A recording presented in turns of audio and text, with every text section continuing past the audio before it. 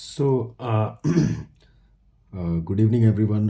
So, we are going to discuss in this section about the various types of pneumonia, which we have discussed in the earlier lectures. We are going to talk briefly about all those varieties, all those classification of pneumonia.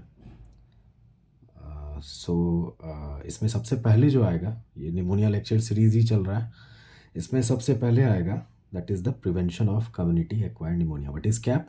Cap is basically community acquired pneumonia. Community acquired pneumonia को आप कैसे prevent करते हो? तो सबसे पहले mainly जो हम बात करेंगे वो वैक्सीनेशन के थ्रू इसका जो है प्रिवेंशन होता है. दो तरह की अपने पास वैक्सीन अवेलेबल है, न्यूमोकॉकल वैक्सीन अवेलेबल है अपने पास दो प्रकार की.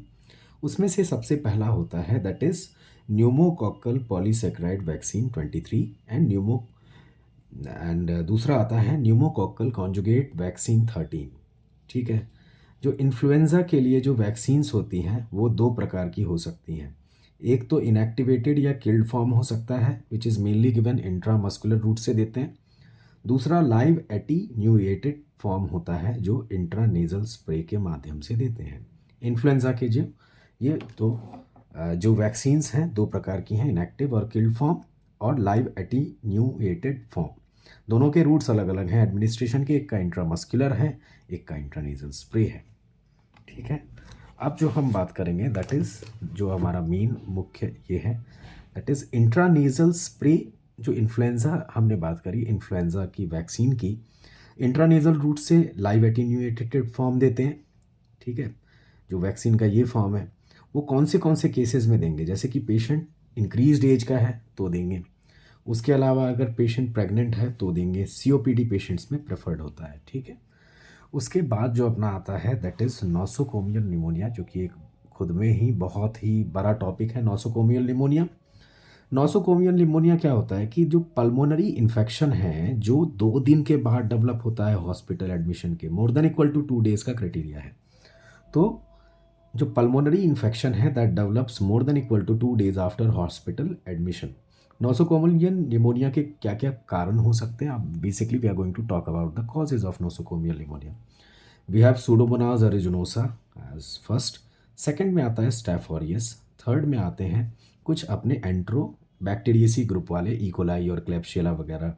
फिर फोर्थ में आता है न्यूमोकॉकस. फिफ्थ में आता है लीजियोनेला. और सिक्स्थ में जो वेरियस वायरसेस हैं जैसे कि respiratory syncytial virus, influenza A virus, parainfluenza virus, ये आते हैं.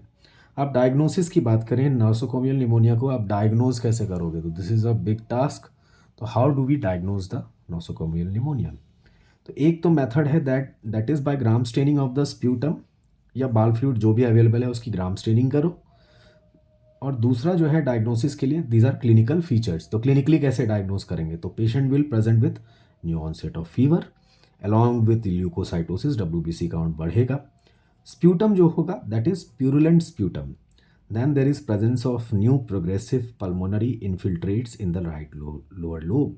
तो एक्सरे की फाइंडिंग है ये. बेसिकली किसकी फाइंडिंग है? चेस्ट एक्सरे की. किसकी फाइंडिंग है? चेस्ट एक्सरे की फाइंडिंग है, जिसमें हमें न्यू प्रोग्रेसिव पल्मोनरी इन्फिल्ट्रेट्स देखने को मिलता है अपने लोअर लोब्स में. ठीक है.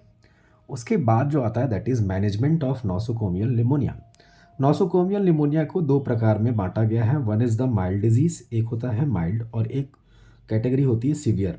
अगर माइल्ड मॉडरेट टू सीवियर बात कर लें तो माइल्ड डिजीज़ में आप क्या देते हो? को एमॉक्सीक्लैब देते हैं 500 mg TDS. कितना देते हैं? को एमॉक्सीक्लैब देते हैं 500 mg TDS. अगर मॉडरेट टू सीवियर हुआ तो क्या करेंगे? हम उसमें सिफिरॉक्जीन देते हैं 750 mg IV TDS. उसके साथ साथ क्लैरिथ्रोमाइसिन देते हैं 250 mg TDS. क्या क्या देते हैं? सेफिरॉक्जीन 750 mg IV TDS plus clarithromycin 250 mg TDS. ये पर ओरल फॉर्म में आता है. किस में आता है क्लैरिथ्रोमाइसिन? पर ओरल फॉर्म में.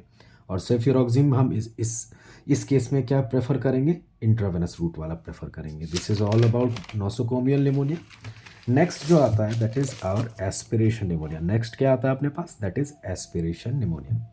एस्पिरेशन निमोनिया के क्या क्या कारण हो सकते हैं? तो सबसे पहले मेन इंपॉर्टेंट कॉजेज़ की बात करेंगे. इसमें we have the Pseudomonas. Most common causes में स्यूडोमोनाज है, we have Klebsiella, we have E. coli, we have Staph aureus being the most common cause of aspiration pneumonia. कुछ कुछ अपॉर्चुनिस्टिक पैथोजेंस भी होते हैं जो इम्यूनो कॉम्प्रोमाइज स्टेटस में aspiration pneumonia करा सकते हैं। उनमें आता है न्यूमोसिस्टिस जीरोवेसी, ठीक है, दिस इज न्यूमोसिस्टिस दैट। दूसरा आता है साइटोमेगैलोवायरस, तीसरा आता है एस्परजिलस फ्यूमिगेटस, चौथा आता है कैंडिडाइस ग्रुप जो आता है। बहुत ब्रॉड टर्म है। अब डायग्नोसिस की बात करें तो डायग्नोसिस कैसे करेंगे भाई, एस्पिरेशन निमोनिया है तो सबसे पहले तो विल परक्यूटेनियस लंग एस्पिरेशन करेंगे, ठीक है। इस कंडीशन परक्यूटेनियस लंग एस्पिरेशन कर सकते हैं, ब्रोंकोस्कोपी कर सकते हैं बाल फ्लूइड के लिए, या ट्रांस ब्रोंकियल बायोप्सी लेने के लिए ब्रोंकोस्कोपी कर सकते हैं। चेस्ट एक्सरे कर सकते हैं to rule out your pulmonary oedema, to rule out pulmonary haemorrhage, tumour, pulmonary reaction to radiotherapy drugs like we have bleomycin, ठीक है। तो कुछ जो रेडियोथेरेपी में ड्रग्स इस्तेमाल होते हैं जैसे कि bleomycin, it is very potent for what, retroperitoneal fibrosis करा सकता है, तो चेस्ट एक्सरे कराना इज मस्ट, तो डीडीज को रूल आउट करने के लिए। देन उसके बाद आता है फोकल शैडोइंग दिखती है एक्सरे पे with म्यूकोपुरुलेंट sputum suggestive of bacterial causes. अगर कुछ कुछ फोकल मतलब एक पर्टिकुलर लोकस पे, एक पर्टिकुलर लोकेशन पे, it is not diffuse, the disease has not spread to diffuse pattern, focal है एक जगह, कंसंट्रेटेड है। उसके साथ साथ क्लिनिकली क्या होगा पेशेंट को, patient will have mucopurulent sputum. Bilateral diffuse shadows on chest X-ray suggestive of Pneumocystis और सीएमवी। अगर डिफ्यूज इन्वॉल्वमेंट होता है, डिफ्यूज कंसोलिडेशन है एक्सरे में, तो मतलब न्यूमोसिस्टीज या सीएमवी है। अब इसके मैनेजमेंट पार्ट की बात करते हैं, तो मैनेजमेंट ऑफ एस्पिरेशन निमोनिया कैसे मैनेज करेंगे भाई, तो एस्पिरेशन निमोनिया मैनेज करेंगे सीएमवी साइटोमेगालोवायरस की वजह से है तो जेनसाइक्लोविर इंट्रावेनस, एस्परजिलस की वजह से है तो लाइपोसोमल एम्फोटेरिसिन बी के इंट्रावेनस फॉर्म इंजेक्शंस आते हैं वो देना है, कैंडिडा है तो same liposomal amphotericin B, this is LAM. उसके बाद जो नेक्स्ट वेराइटी आती है अपने पास, that is we have a very broad topic, that is ventilator associated pneumonias. तो पेशेंट अगर कोई मैकेनिकल वेंटिलेटर पे है तो उसके अंदर जो निमोनिया होते हैं वो बेसिकली ये मैकेनिकल वेंटिलेटर की वजह से होता है pneumonia, that is ventilator associated pneumonias. और ये क्रिटिकली इल पेशेंट्स जो होते हैं, पेशेंट्स जिनका जीसी पुअर होता है या आपके रेस्पिरेटरी फेलियर के पेशेंट्स, टाइप 2 रेस्पिरेटरी फेलियर के पेशेंट्स में बेसिकली देखने को मिलता है, उनको हम अपने को वेंटिलेटर पे डालना ही पड़ता है। और जिसकी जीसीएस पुअर है या ड्राउजी है, सेमी कॉन्शियस है, तो we are not left with any other options, so there is only one option to keep the patient on ventilator. So ventilator पे डाल दिया तो ऐसे आईसीयू स्टे बहुत ज़्यादा बढ़ जाता है। तो अब इसमें जो ऑर्गेनिज्म इंडिकेटेड रहते हैं जो वेंटिलेटर एसोसिएटेड निमोनियास करा सकते हैं, उसमें सबसे पहला नाम है स्यूडोमोनास अरुजिनोसा, ठीक है। फिर है methicillin resistant Staph aureus, MR MRSA कहते हैं जिसको। फिर आता है एसिनेटोबैक्टर स्पीशीज़, और फिर एंटरोबैक्टीरियसी जो हमने इकोलाई, क्लैब्शियला ये सब आते हैं, ठीक है। उसके बाद हम बात करते हैं पैथोजेनेसिस के बारे में, अब कैसे होता है वेंटिलेटर एसोसिएटेड निमोनियास। सबसे पहले आपको पता है ईटी ट्यूब, एंडोट्रेकियल ट्यूब डालते हैं थ्रू योर माउथ, तो वहाँ पे बेसिकली ओरोफेरिंग्स को कोलोनाइज करेगा। एक बार बैक्टीरिया अंदर आ गया उसके थ्रू तो ओरोफेरिंग्स को कोलोनाइज करेगा, जिसके बाद इन पैथोजेनिक ऑर्गेनिज्म का एस्पिरेशन होगा ओरोफेरिंग से, कहाँ पे, अपने प्लूरा में, मतलब प्लूरल कैविटी में, ठीक है। उसके साथ साथ दो इंपॉर्टेंट चीज़ है, एक तो होस्ट का जो इम्यून सिस्टम होना चाहिए वो कॉम्प्रोमाइज़ होना चाहिए, दूसरी चीज़ इन पैथोजेनिक ऑर्गेनिज्म का एस्पिरेशन होता है ओरोफेरिंग से, तो ये दोनों चीज़ें मिलके कराती हैं वैप। क्लिनिकल फीचर्स, आप क्लिनिकली कैसे डायग्नोस करेंगे भाई इसको, इस पेशेंट को वेंटिलेटर एसोसिएटेड निमोनिया हो गया है या नहीं हुआ है। तो सबसे पहले न्यू ऑनसेट फीवर, पहले से उसको कोई फीवर नहीं रहेगी, कोई हिस्ट्री ऑफ फीवर, नया ऑनसेट फीवर रहेगा। रेस्पिरेटरी सिक्रीशंस, मतलब जो नंबर ऑफ टाइम्स आप सक्शन कर रहे हैं, जो सिक्रीशंस आ रहा है वो बढ़ जाएगा। उसके साथ साथ पेशेंट का जो रेस्पिरेटरी रेट है नॉर्मल 12 to 16 होता है, टेकिपनिक हो जाएगा मोर देन 16। टेकिकार्डिया 100 से ज़्यादा उसका जो पल्स रेट है, हार्ट बीट, वो चला जाएगा। SpO2 उसका फॉल करेगा।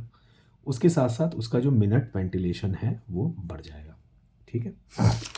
तो this is basically ventilator associated pneumonia में। आगे अब देखते हैं, आगे बेसिकली इन्वेस्टिगेशंस की बात करें तो रूटीन में WBC काउंट will be raised in CBC, okay.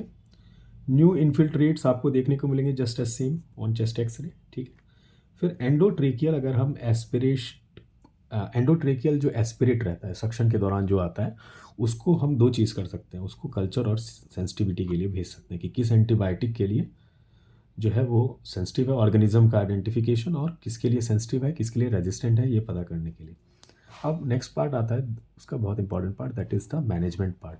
क्या आता है? Management part. अब मैनेजमेंट पार्ट में बात करें, सबसे पहला है कि डॉक्टर जो भी है, नर्सिंग स्टाफ, कोई भी अगर पेशेंट के कांटेक्ट में रहता है तो they have to wash the hand every time you touch the patient. उससे पहले और उसके बाद में you have to wash the hand to prevent cross infection, क्योंकि आईसीयूज़ में दिस इज़ वेरी कॉमन कि infection can spread, cross infection होता है एक पेशेंट से दूसरे पेशेंट को। Second is head end elevation up to 45 degree, जिससे एस्पिरेशन का रिस्क कम हो जाता है। तीसरा, उतना हैवी सिडेशन अवॉइड करना है, हैवी सिडेशन अवॉइड करना है, ठीक है। अब बात करते हैं एंटीबायोटिक्स में। तो एंटीबायोटिक्स में एक ब्रॉड टर्म है, ये बात करेंगे अभी। उससे पहले कि कुछ रूटीन इन्वेस्टिगेशंस कराएंगे, जो वेंटिलेटर पे पेशेंट रहते हैं, एबीजीज और ये सीबीसी, ये सब तो अपने को चेस्ट एक्सरे ये सब कराना रहता है बीच बीच में। Serum electrolyte very important. अब बात करते हैं एंटीबायोटिक के टर्म्स में, मैनेजमेंट के टर्म्स में, ठीक है। तो सबसे एंटीबायोटिक्स में तीन तीन चीज़ें हैं। एक है कैटेगरी 1 में से कोई भी एक कैटेगरी 2 में से कोई भी एक कैटेगरी 3 में से कोई भी एक। तो कॉम्बिनेशन फॉर्म चलता है, और जो भी डोज हम डिस्कस करेंगे that is the maximum dose for that particular antibiotic. तो पिप्रासिलिन टैजोबैक्टम कितना होता है? 4.5 gram IV QID 6 hourly, every 6 hourly. या पहले ग्रुप में जो दूसरा आता है antibiotic, that is injection cefepime 1 to 2 gram IV BD। तीसरा आता है injection imipenem 500 mg IV every 6 hourly, या injection meropenem 1 gram IV TDS। Maximum doses हैं इनमें से कोई एक प्लस। अब इस कैटेगरी में भी दो ड्रग्स आते हैं सेकेंड वाले में। One is levoflox injection 750 mg every 6 hourly, और इंजेक्शन अमिकासिन 15 mg पर kg IV QID in 4 divided doses, QID every 6 hourly. इन दोनों में से कोई एक ले लेंगे। फिर आता है अपने पास लेनेजोलिड इंजेक्शन 600 mg IV BD, और इंजेक्शन वैनकोमाइसिन 15 mg पर kg IV BD।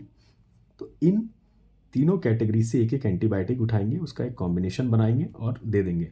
Before waiting for the culture और सेंसिटिविटी रिपोर्ट आने से पहले, अगर अपने पास नहीं है तो बेसिकली कल्चर सेंसिटिविटी की रिपोर्ट पे उतना ज़्यादा क्योंकि टाइम लगता है, हफ्ता भर तो लग जाता है आने में, तो instead of relying on that हम बेसिकली सीधा जो एंटीबायोटिक जो ब्रॉड स्पेक्ट्रम है वो स्टार्ट कर देंगे, ठीक है। This was all about the pneumonia. So I hope ये निमोनिया सीरीज़ आपको अच्छी लगी होगी। वीडियो 4K में है, एंड परहैप्स अगर थोड़ा आप जूम कर सकते हैं, क्वालिटी काफ़ी अच्छी है। सॉरी 8K में वीडियो है, क्वालिटी इज़ वेरी गुड।